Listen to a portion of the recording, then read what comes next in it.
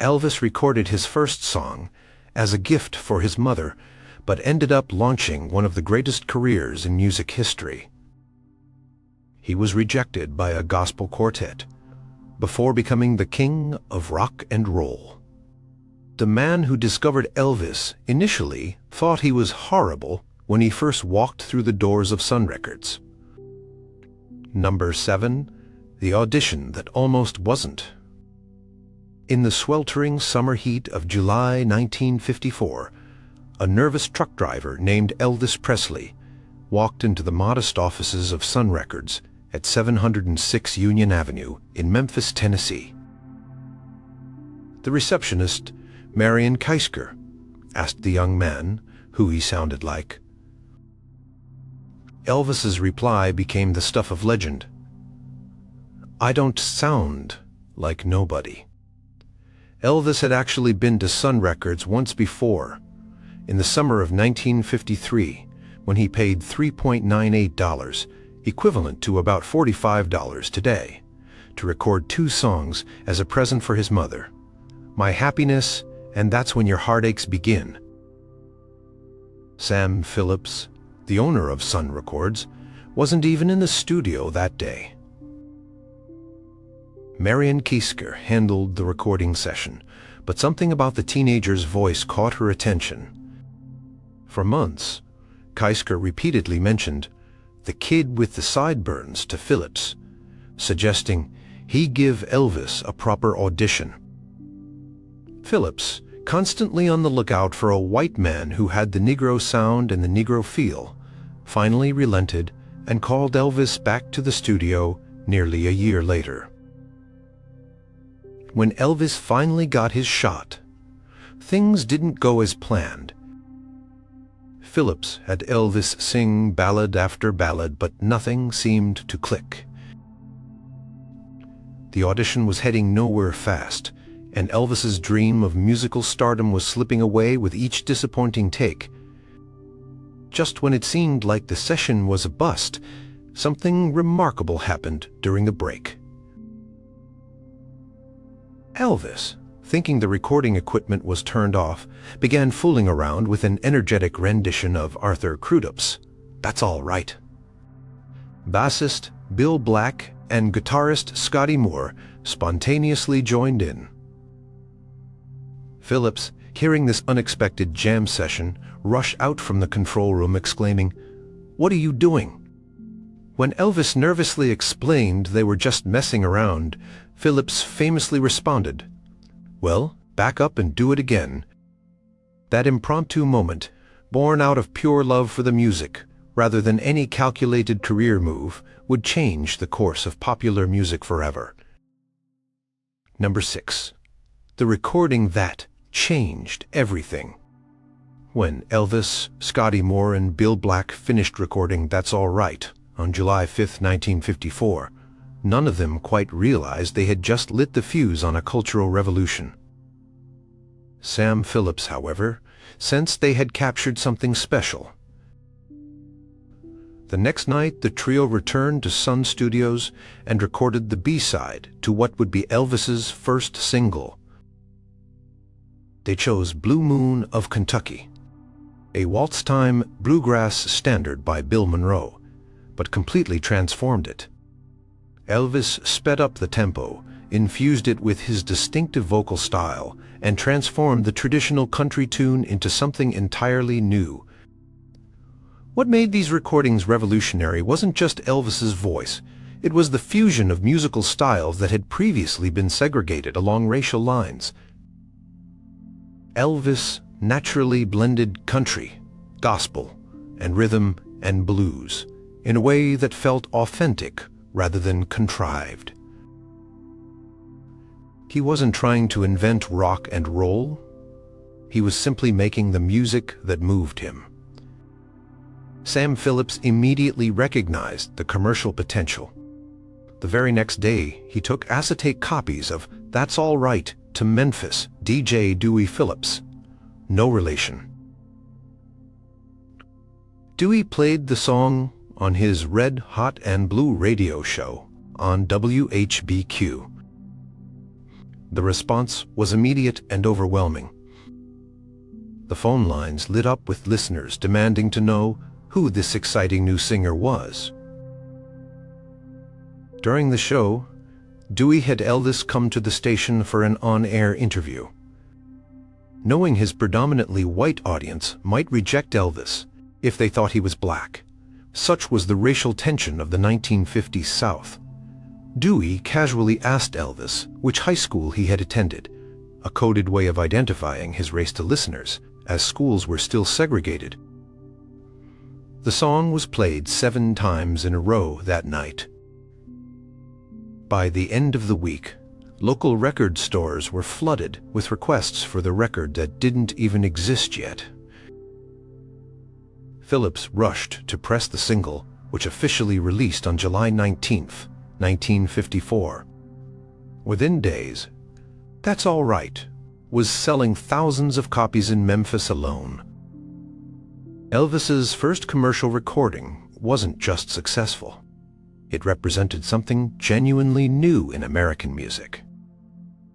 Without explicitly intending to, Elvis, Scotty, Bill, and Sam had stumbled upon a sound that would help define a generation. Number 5. The band comes together. The magical chemistry between Elvis, guitarist Scotty Moore, and bassist Bill Black didn't happen by accident. In fact, their partnership almost didn't happen at all. After Sam Phillips decided to give Elvis a proper audition, he connected the young singer with Scotty Moore, a respected local guitarist who played with a group called the Starlight Wranglers.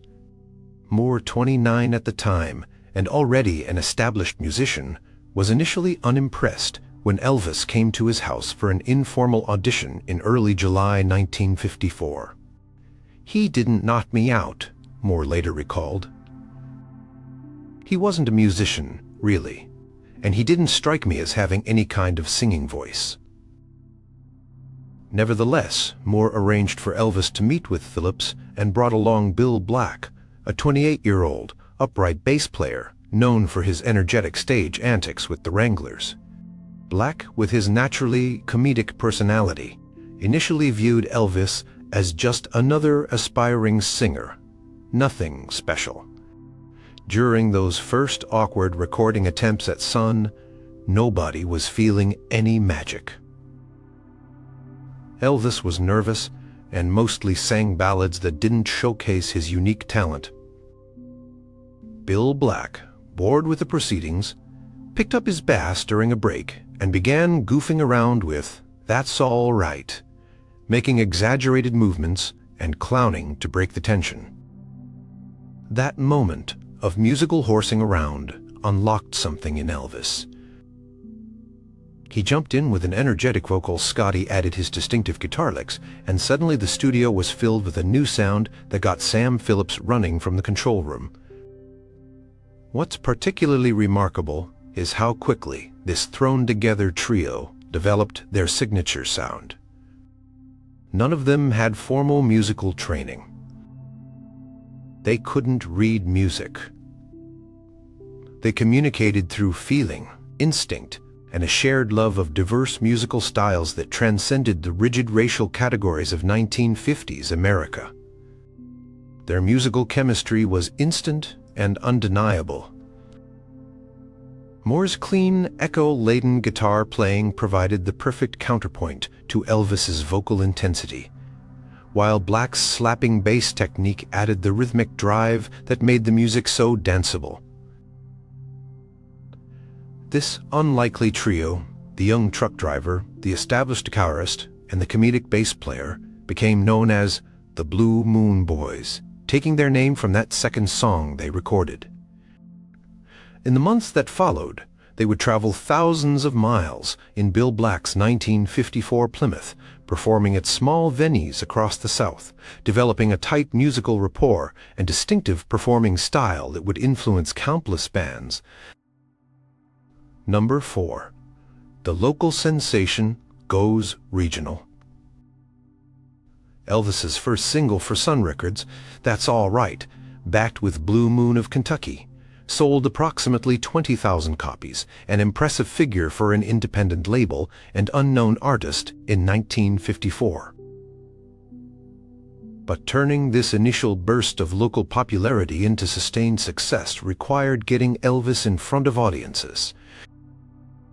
Elvis's first professional performance with Scotty Moore and Bill Black took place on July 17, 1954, at the Bon Air Club in Memphis, just days after recording his first single and before it was even released.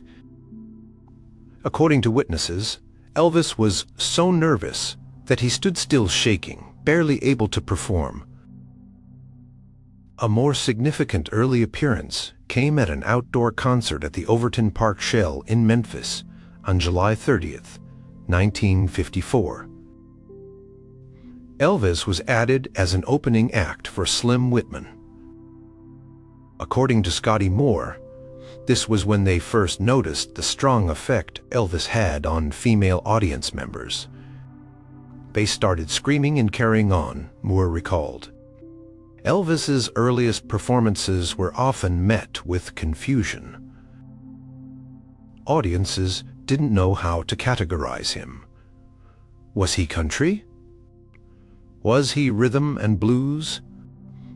His energetic stage movements, which would later become controversial, were initially just a manifestation of nervous energy and his natural response to the music. Sam Phillips worked tirelessly to promote his new artist. He arranged for regular appearances on Memphis radio stations and local TV shows like Louisiana Hayride. Elvis and the Blue Moon Boys began touring small venues across the South, high school gymnasiums, county fairs, local dance halls. The grueling schedule of one night stands throughout late 1954 and 1955 helped Elvis refine his craft. The trio would often drive hundreds of miles between gigs, perform their short set, then drive to the next town. For these performances, they might earn as little as $50 to split between them. One pivotal moment came when Elvis performed at the Grand Ole Opry in Nashville in October 1954. Rather than embracing this new talent, the Opry's management was cold toward Elvis's performance. Opry manager Jim Denny reportedly told Phillips that Elvis ain't going nowhere.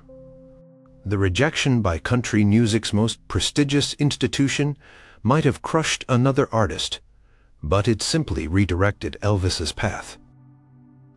1 week later, the trio appeared on the Louisiana Hayride radio program in Shreveport. Unlike the Opry, the Hayride audience embraced Elvis enthusiastically. This led to a year-long contract that guaranteed weekly appearances and expanded Elvis's audience throughout Texas, Louisiana, Arkansas, and Oklahoma. By early 1955, Elvis was no longer just a Memphis phenomenon. His growing regional popularity caught the attention of Bob Neal, who became Elvis's first real manager. Neal worked to get Elvis better bookings and higher fees, though he lacked the connections to truly break Elvis nationally. Throughout this period, Elvis continued recording for Sun. His second single, Good Rockin' Tonight, backed with I Don't Care If the Sun Don't Shine, released in September 1954. 3 more singles would follow during his time with Sun Records, each helping to establish his reputation as an exciting new voice in American music. Number 3. The evolution of the Sun sound. The 5 singles Elvis recorded for Sun Records between 1954 and 1955 tell the story of an artist and producer discovering a new sound through experimentation, instinct, and happy accidents. Sun Records' signature sound wasn't just about the artists. It was equally about Sam Phillips' production techniques. Working with limited equipment in a small studio, Phillips created a distinctive sonic atmosphere that would influence generations of producers and musicians. The Sun studio itself was modest. Just a small storefront building with acoustically treated walls, a simple control room, and the main recording area. Phillips had installed acoustic tiles in a specific pattern to create natural echo and warmth. The studio's most distinctive sonic feature, the famous slapback echo effect, so prominent on Elvis's recordings, was actually created using a tape delay technique Phillips had developed. For Elvis's first session, Phillips positioned the musicians in a tight triangle formation, with Elvis's voice and acoustic guitar captured on one microphone, Scotty Moore's electric guitar on another, and Bill Black's bass on a third. This simple arrangement allowed Phillips to balance the elements during mixing while capturing the organic feel of a live performance. Elvis's First Son single featured a raw, energetic sound that captured the spontaneous feel of the session. By his second single, Good Rockin' Tonight, released in September 1954, Phillips had begun refining the approach, adding more pronounced echo to Elvis's vocals and creating greater separation between instruments. The third single, Milk Cow Blues Boogie, backed with You're a Heartbreaker, released in December 1954, further sonic evolution. Milk Cow actually begins with Elvis performing a slow, traditional blues verse before stopping abruptly and declaring, "Hold it, fellas, that don't move me. Let's get real, real gone for a change." The song then kicks into high gear with an uptempo arrangement that better fucked the trio's developing style. By the time of Elvis's Fourth Son single, Baby, Let's Play House, backed with I'm Left, You're Right, She's Gone, April 1955, the now famous Sun sound was fully realized. Elvis's vocals had gained confidence. The echo effect was perfectly calibrated, and the instrumental backing was tight yet loose enough to maintain spontaneity. Phillips was a master at capturing performances rather than constructing them. Long before the era of multitrack recording and digital editing, Sun recordings were essentially live performances with minimal overdubbing. This approach preserved the excitement and energy of discovery that made these sessions so magical. What's remarkable is how much sonic variety Phillips achieved with such limited technical resources. The Sun record's sound was warm, intimate, and immediate, making listeners feel as though they were in the room with the performers. Elvis's final Sun single, Mystery Train, backed with I Forgot to Remember to Forget, released in August 1955, represented the pinnacle of his collaboration with Phillips. Mystery Train, with its hypnotic rhythm and haunting vocal, coquetted Elvis's ability to transform blues material, while I Forgot to Remember to Forget became his first #1 hit on the country charts. These 5 singles, 10 songs in total, represent the entire output of Elvis's tenure at Sun Records. Yet their influence on popular music is immeasurable. The Sun sound became a template for early rock and roll, with its emphasis on feeling over technical perfection, its fusion of disparate American musical traditions, and its captivating sonic atmosphere. Number 2. The $1 Million Quartet. On December 4, 1956, a remarkable, unplanned gathering took place at Sun Studios that would later be dubbed the $1 Million Quartet. This legendary jam session brought together 4 pioneering figures in early rock and roll: Elvis Presley, Jerry Lee Lewis, Carl Perkins, and Johnny Cash. The meeting was largely coincidental. Carl Perkins, already a Sun artist with his hit Blue Suede Shoes, was in the studio that day recording new material with Jerry Lee Lewis, playing piano. Lewis was still an unknown, recently signed to Sun and working as a session musician. Elvis, who had already left Sun for RCA and achieved national stardom, stopped by the studio to visit. Johnny Cash, another Sun artist, also came by the studio that afternoon. What followed was an impromptu jam session featuring these four pioneering musicians playing the music they loved, primarily gospel country and rhythm and blues standards.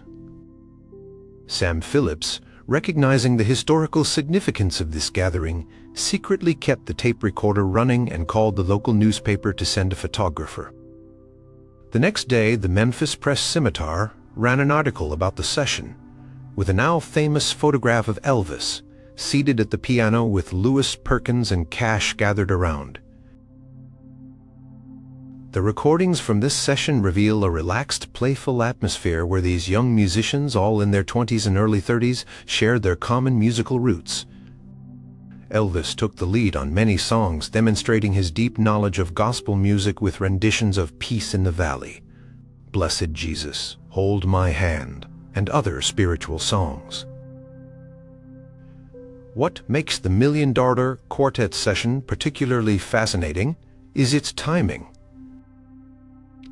Elvis had already left Sun Records for RCA Victor in a $35,000 deal, an enormous sum for 1955. He had appeared on national television, scored multiple hit records, and was on the verge of becoming a movie star. Yet here he was, back in the small studio where his career began, jamming with fellow Southern boys who shared his musical heritage. The session captured a moment of transition in American popular music. These four artists, each with their distinctive style, represented the diverse streams feeding into rock and roll's development. Elvis brought his unique fusion of country and R&B. Perkins contributed his rockabilly guitar virtuosity, Cash added his boom-chicka-boom country sound, and Lewis injected his piano-pounding wildness. The $1 Million Quartet session remained largely unreleased until the 1980s, when portions began appearing on various compilations. A more complete version was finally released in 1990, allowing fans to experience this remarkable musical moment. Beyond its musical significance, the session offers a poignant glimpse of Elvis returning to his roots. Despite his growing fame, he clearly felt comfortable in the familiar surroundings of Sun. The recordings capture him speaking candidly about his experiences on the road and the challenges of his new level of fame. For Sam Phillips, the session represented both a triumph and a bittersweet reminder of what he had lost. He had discovered and nurtured these tremendous talents, but Elvis, his biggest star, had already moved on to a major label. Within a few years, Cash and Perkins would also leave Sun for Columbia Records, and even Jerry Lee Lewis would eventually depart. The $1 Million Quartet session stands as both a celebration of Sun Records' role in birthing rock and roll and a farewell of sorts to the intimate family-like atmosphere that characterized the label's early days. It captures four young men making music for the pure joy of it, unaware that they were creating a moment that would fascinate music lovers for generations. Number 1. The deal that changed music history. In November 1955, Sun Records founder Sam Phillips made a decision that would alter the course of popular music. He sold Elvis Presley's recording contract to RCA Victor for the unprecedented sum of $35,000, $5,000 of which went directly to Elvis as a signing bonus. This was an astronomical figure for an artist from an independent label in the mid-1950s. To put it in perspective, $35,000 in 1955 would be equivalent to over $380,000 today, adjusted for inflation. For a small operation like Sun Records, It was a life-changing amount of money. The decision to sell Elvis's contract wasn't made lightly. By late 1955, Elvis's regional popularity had grown to the point where Phillips found himself struggling to meet demand for records and secure the promotional muscle needed to break Elvis nationally. Major labels were circling, and Elvis's new manager, Colonel Tom Parker, was pushing for a move to a bigger company. Parker, who had officially become Elvis's manager in August 1955, replacing Bob Neal, was the driving force behind the deal. A former Carnival promoter. With questionable background and methods, Parker nonetheless possessed an uncanny business acumen and recognized Elvis's potential to become a national, even international phenomenon.